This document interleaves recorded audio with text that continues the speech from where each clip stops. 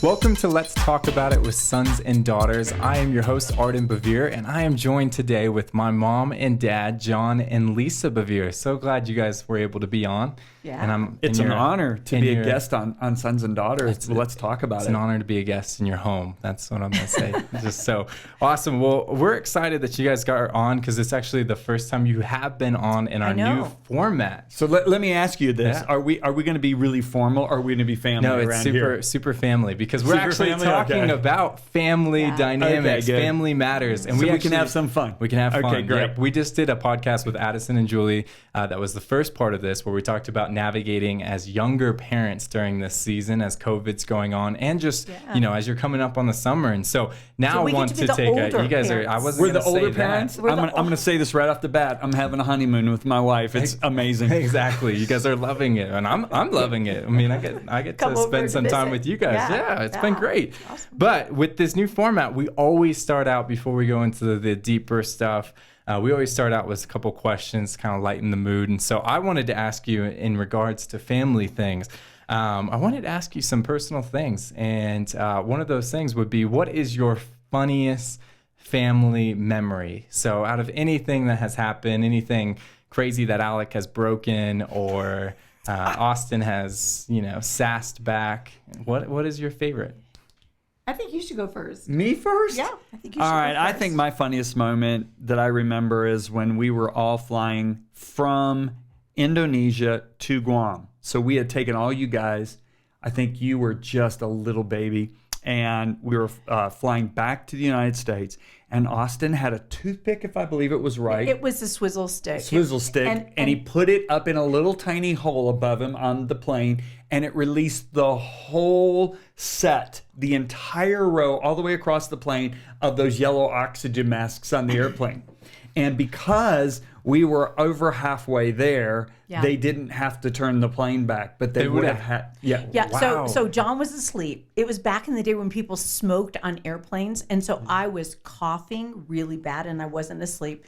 And I had just dozed off, and the flight attendant guy grabs me, and he's like, "Are those your kids in the row behind you?" You said no. And I was like, "No." And I look, and there's Heather. She's sound asleep, and the boys. And Austin has gotten out of his car seat, and he has released the air mask. But that was more traumatic. And I actually felt like the guy said basically to me, "I would have thrown you off the plane had that been an option." But we were closer to our destination than our departure place. But Has there ever been a moment where you guys have been embarrassed to call us your kids? And you're like, yes, no. Alec. I had a moment with Alec. So Alec, I don't know. He had an affinity for breaking people's noses. There was just a season. Was it 2 or 3? How many? It was at least 2. Okay. It could have been 3. Yeah. And I remember being at the soccer field, and you and Alec, Austin was playing. You and Alec were running around. Addison had to go to an awards banquet, so I was loading you guys back up into the Suburban. One of the moms said, "Oh, no, I can watch your kids. You don't need to load them up. Let them stay." And I said, "This one's okay," meaning you. And then I pointed out to Alec, and I said, "You've got to watch him." And she was like, "Oh, yeah, it's fine. I've got 3 boys." Anyway, I am gone a total of maybe 7 to 10 minutes. I just drop off Addison, come right back. And there is a child down on the ground. There is a circle of adults. And I just had that sick feeling that somehow my child is involved in this. And as I approach, I remember Alec was like, "What? I just flicked it. I just flicked." I'm like, What do you mean? I just flicked his nose with a baseball or a softball. I'm like, okay, this is, you don't flick. You flick flies. You don't flick noses. And I do remember sitting him on my lap that night and saying, "Alec, this was the first time that I was embarrassed to say, that's my child." And he was like, "I know, I was embarrassed too." And he said, "When Dad didn't discipline me before that last trip, it's like a wolf came in my heart. And I'm Okay, like, so we're let's- dealing with the wolf. That's another funny we're dealing part. with the wolf. Yeah. So to discipline him, I thought, oh, I got to go upstairs and I got to discipline him. I don't want this to be the last thing I do, but I You were leaving for a regretted. trip. I knew it was the best thing for Alex. So I go up to the room and he's sound asleep, I think. He told us later he was faking. He was faking course, it. And I thought, there's no way I'm going to wake this child up to discipline him, right? Yeah, there we go. Yeah. Yeah. Oh, So- amazing. Well, cool. Well, I mean, But you were smart enough in to Alex, watch. Well, I was going to say, in Alex's defense, Alec was actually defending me that day because the kid was bullying me. And so Alec, I never knew that. yeah, Alec actually got in the way and he took a baseball or softball, actually. It was a softball, big yellow softball Yeah. to the kid's face. And I was very, very proud of my brother that day. So let me ask more questions. It's kind of fun thing before we get into it. But what is the biggest, I can't believe I did that moment as parents? Like, Dad, I'll give you an example. There was a moment that I still see very clearly where I remember coming down as a third grader or second grader and telling you and Mom, I feel sick. And you told me, no, you're just trying not to go to school. You're whining. And I started crying. And you pulled me into the bathroom and spanked me. John! And I went to school and ended up throwing You threw up at school. multiple times at school. And came back and I told Mom, I said, Mom, I told you. I am I'm just, so- I'm No, totally embarrassed. I feel really bad. I I didn't stand up for you more. Yeah. I'm sorry. I usually protected you. Yeah, that was not one of my pretty finer much days. Just carried you for the first few years of your life to keep you alive with your 3 older brothers. Yeah. Yeah, I do remember actually being carried into the bathroom and you just standing there and like, John, no, just let him go. I'm so sorry. I'll just answer that. That's your most. That was your That biggest. was my stupidest That was your moment. biggest I can't believe moment. I Yeah. just did it for you guys. Thank you guys you. are welcome. Thank Yep. you so We're all very family, much. So it's now fine. everybody knows the cat's out of the bag. Exactly. I'm cool. Well, awesome. All right. We'll get into it, but So many parental mistakes we made. it's Yeah. great. You guys were amazing parents. But I want to jump into it because we have a lot of people that have questions about parenting and a lot of people that from vice versa, the other way of, getting in and staying in relationships with their parents. And because we kind of live in a society where it's very much, hey, you kind of, you leave your parents home and, don't have anything to do with that. You're your own man. And so, your own woman. And so I want to go into that and I want to ask you guys, what is the important thing or importance of keeping a relationship with your parents? Like, I know from our family dynamic, I would love to hear kind of from what you guys. Well, when you guys were young, and your dad may or may not remember this, we were actually flying on American Airlines, and we watched this documentary about how the Italians did culture. And they talked about how they go from family to family. And we kind of thought, yeah, why do the American culture, why do we just toss our kids out like, I hope you make it? Why don't we go from family to family? Which means we had you in our world as adults. And when a child becomes an adult, it's a different dynamic than when it is just discipline and a parent and stuff. So I think that the number one thing that we did right was when we messed up, we owned it. Yeah. And we would come to you, and as adults, I don't know if you remember the dreaded family meetings, but there would be a family conversation, and I think that you guys learned a lot of interpersonal skills by having conversations among, like when we were talking about brothers and dynamics. But I think keeping you guys in the loop on a lot of stuff was really important. And then we were organic with our family. Like, we didn't try to do Bible studies. Well, we did a couple times and they were awkward. Yeah. But we just lived a devoted life rather than doing like lessons. Well, I did 2 Bible studies and they were colossal failures. They just were. But, Lisa, made to notebooks for all simplify of us. it, parents aren't perfect. I made a lot of mistakes as a dad. Both did. But I would, like you said, own it. And I would when I meant it, would say, I am so sorry. Yeah. Like, I one time spanked the wrong child. And I had to go to that child and say, I am so sorry.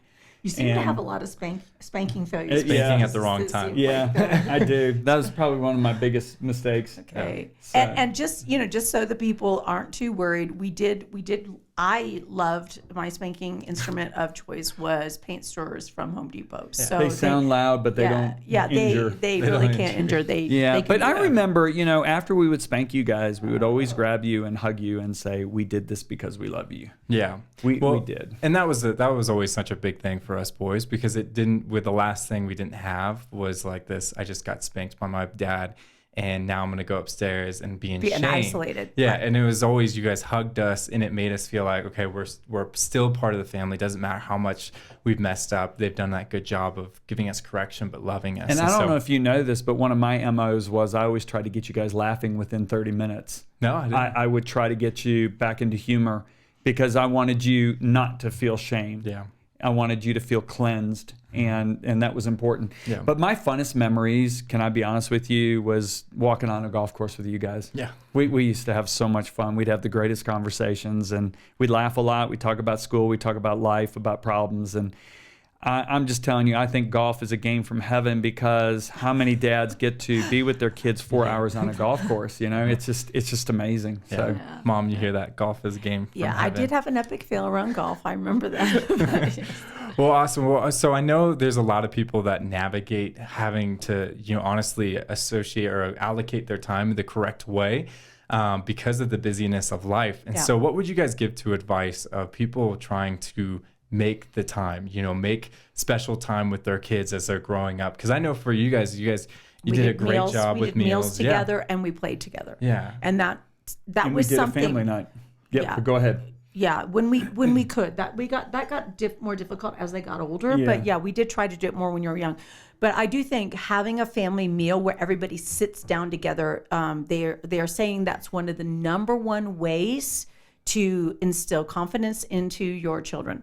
And playing with your kids and having a meal together as a family are incredibly healthy dynamics. And then once we cleared everything, we played games together. And I remember at the beginning, I didn't come from a family that played games. I thought y'all are wasting your life playing these card games.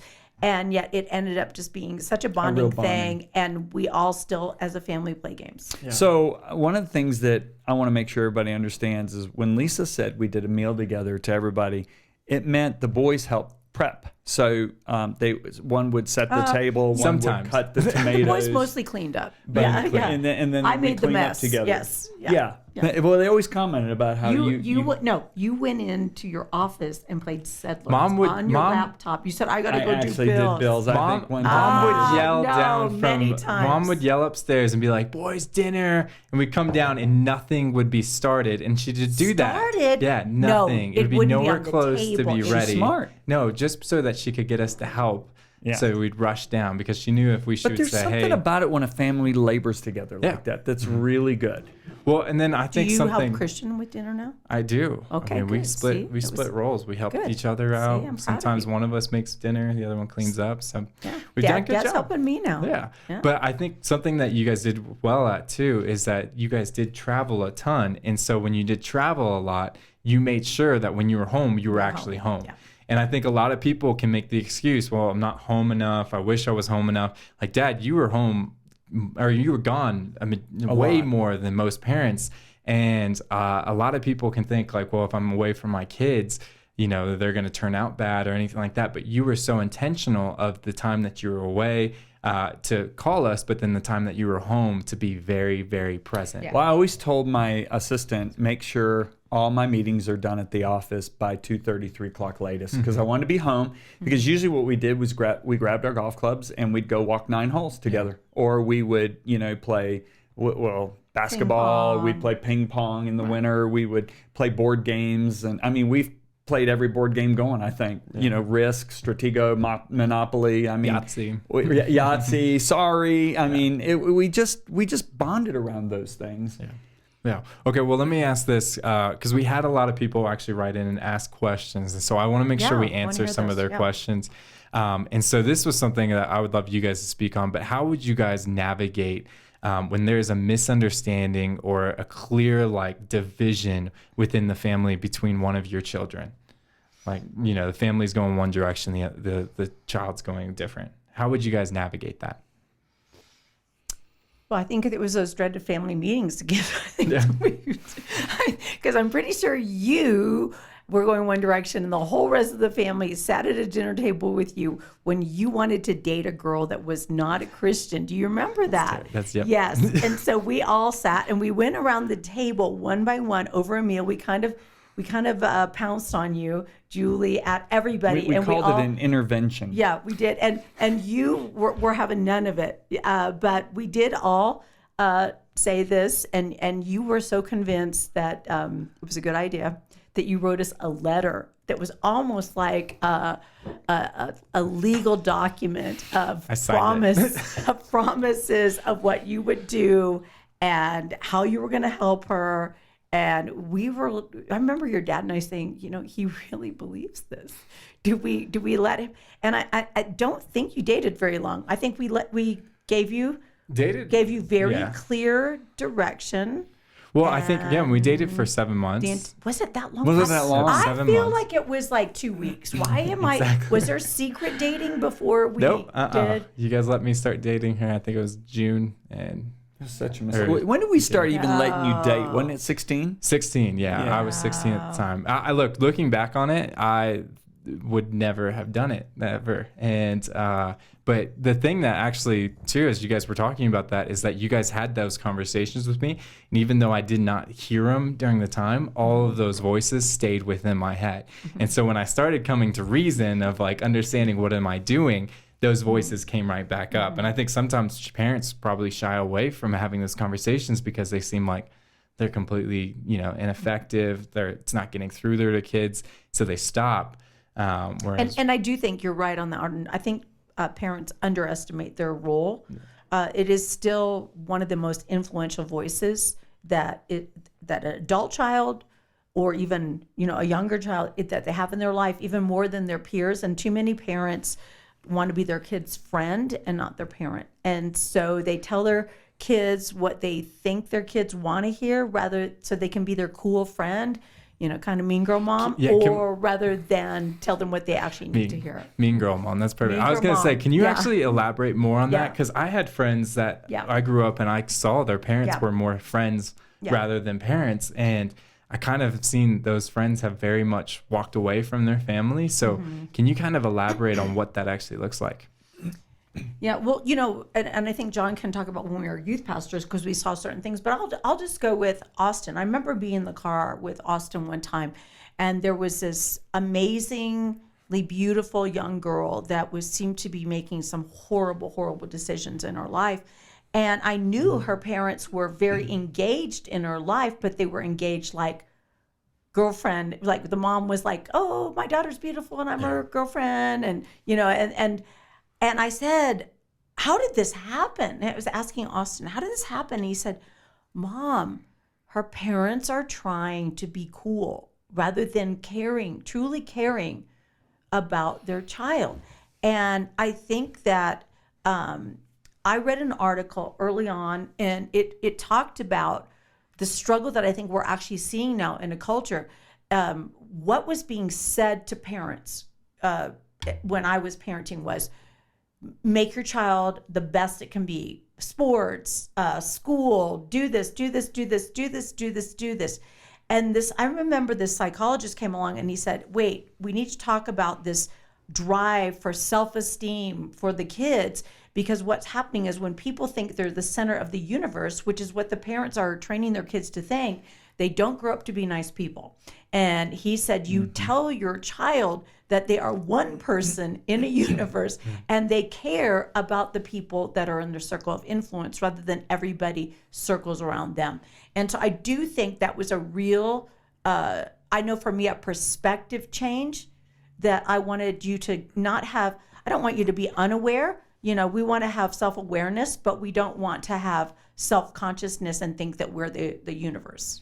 I'll never forget being a youth pastor was such an eye-opener for me, because I had families, we had to do all the counseling, and there were families that disciplined their kids and loved their kids, and they never were in my office. But then we had the families that they wanted to be the best friends to their kids. And what they believed was we love our kids out of their problems. And I remember this dad made an appointment, and he comes and sits down with his wife and I think their 16-year-old daughter. Yeah, and you could just tell when they walked in, they were all trying to be buddy-buddy, like Lisa just But said. the daughter was really disrespectful to the Well, parents. the daughter spoke to her mother like she was trash. Yeah. And like 10 minutes into the appointment. And I waited for the dad to say something to the daughter, and there was nothing. And I looked at him and I said, aren't you going to address the way she just talked to your wife? And he said, and the wife spoke up, not him. She said, oh, we believe in loving our kids out of their problems. And I did something stupid, Arden, that I probably wouldn't do spank today. her? Is that what you're saying? I looked at him and I said, well, this appointment's over. Yeah. And the father looked at me and he go, I took off work to come in here. I said, yeah, but how can I help you if you know more than God? I do think you wouldn't do that today. I don't think I'd do that today. And he looked at me and he said, what? I said, God said, if you spare the rod, you hate your child.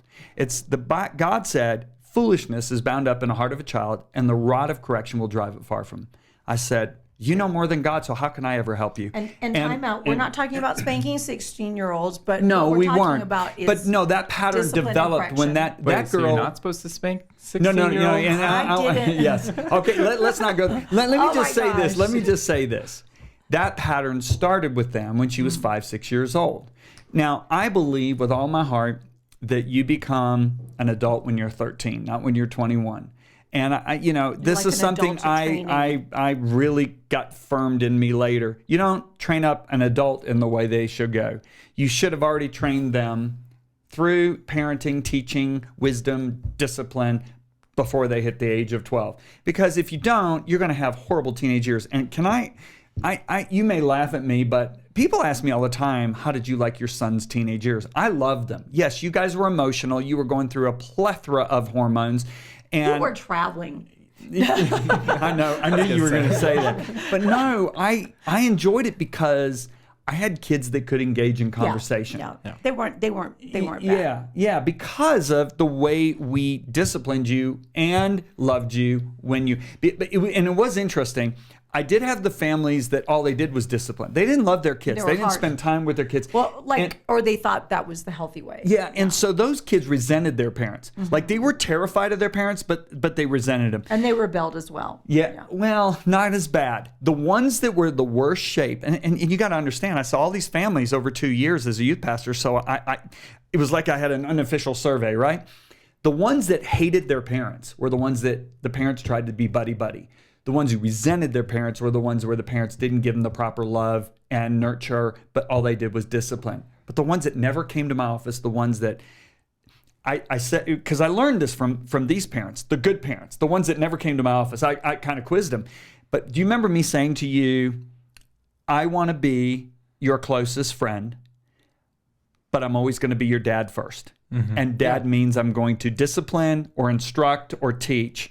And if protect. If dad's needed, friend goes out the door for a while. Mm-hmm. Yeah. I remember. Yeah. And I want to bring clarity. The parents that were like, I believe in loving our child.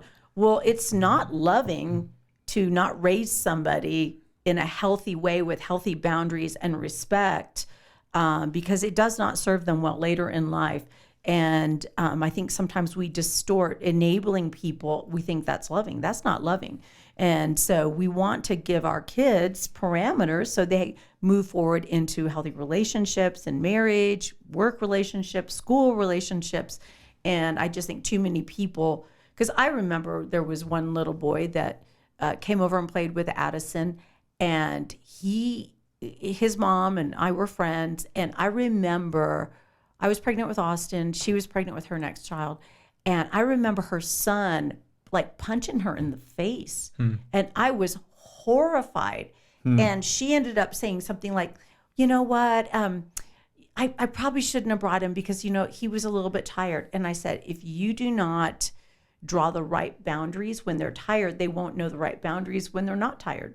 And, so you one of the things I think that too many parents, and I know I grew up with this, is inconsistency. I didn't know, Yeah. I didn't know what I was coming home to. I didn't know if I was going to get grounded because I didn't eat my oatmeal, but I'd be okay if I stayed out till 2 a.m. in the morning. I never knew where it was, and I was constantly hitting walls because I didn't know where my boundaries were. And I think consistency as a parent is a really big thing. And I want to just say this on the parenting thing. We've all messed up as parents. And when we mess up, that doesn't mean we have to continue in that pattern. We can actually come and say, listen, I'm mishandling this. I am sorry. You don't blame it on your kids. I'm sorry. Right. I'm tired and I've mishandled this and I've gotten in a bad pattern. Will you forgive me? And then you give yourself mercy and you move forward. Mm-hmm. Yeah. And speaking of the inconsistency, do you remember we had to look at each other and say, we can't say, if you do that again, you're going to get disciplined. If we don't do it. Yeah. So we realized that anytime we told you we were going to do something, we didn't say it 3 times to you. Yeah. Mm-hmm. And I think, I've watched some parents, and what they do is they say, well, you do that, you're grounded. You do that, I'm telling you, you're grounded. You do that, I'm telling you, you're grounded. Yeah. And what you actually, you communicate to your child is you don't mean what you say. Yeah. Yeah, and they can kind of walk all over you on that point. Well, awesome. Well, I think this has been a super helpful conversation. I mean, I'm excited for the few years down the road when I become a parent and I can use this wisdom for myself. You'll be a really good dad, and Christian will be an amazing mom. I know. I already know I'm that. Excited for it, but that will be a couple of years. Yes, I will not. But I really appreciate you guys taking the time and actually, sharing on this topic, because it is something you guys have so much wisdom, and I think all of us boys have just stood in awe. And we all want to. We just want to hope that we do it just as well as you guys will did. Do it better. So you'll do it better. Yeah. So we appreciate that. And so I do want to ask you guys just really quick. You have real quick 2 minutes. Next week we're talking about, or not next week, 2 weeks from now we're talking about real relationships. So I want to ask you guys, when did your relationship become real? Was it real? Yeah, or how did you guys meet? How about we do that? When I saw the most beautiful set of legs I've ever seen in my life. Boom. And I prayed, I actually whispered under my breath, I said, God, please let my wife be that beautiful. And so she came into the cafeteria, and she had the shortest shorts on I'd ever seen, and she had a string bikini top on, and she wasn't saved. I led an all-campus Bible study, and I just saw how beautiful she was, and I just said, God, please let my wife one day look that beautiful. And here she is. Here she is. She's my wife today. Prayers but she got saved on her first date. Yeah, I did. Which is illegal. I know that now. It is illegal. Wait, it's illegal? Well, I mean, I didn't know later under Christian things, like you don't take out somebody on a date. Yeah, missionary dating. No flirt to convert. Yeah, I mean, hey, we went through the same thing with you, right? Yeah, exactly. Yeah. It's very true. It didn't work. My wife now is saved. No, I'm kidding. She's always been saved. Addison flirt to convert with Julie. He did. Yes. So sometimes it does work. Well, guys, we hope you enjoyed this episode. If you guys are not already a Sons and Daughters ambassador, we want to encourage you to sign up. We have a network of ambassadors that are getting life-giving teaching and also joining a network where they can have a community and they're growing and strengthening people around them. So make sure you go to sonsanddaughters.tv and sign up right now. Also, we love hearing from you guys. So please make sure you leave a comment, like, and subscribe to this podcast so that we can hear what we want to be covering, what topics we should be covering. We love having you guys on, and until next time.